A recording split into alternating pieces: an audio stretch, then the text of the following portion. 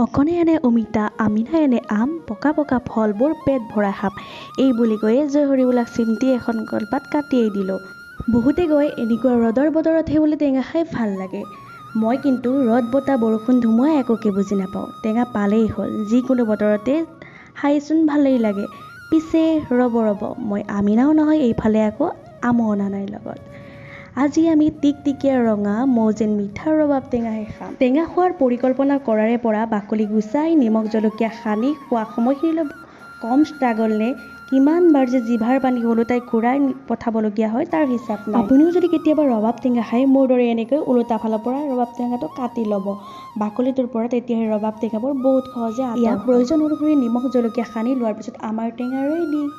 সকলোৱে বাৰু নিজৰ নিজৰ কলপাতবোৰ আগুৱাই দি টেঙা আৰু ৰস খুজিয়েই আছে। পিছে ৰিভিউৱে বাকী দিয়ে। কেনে?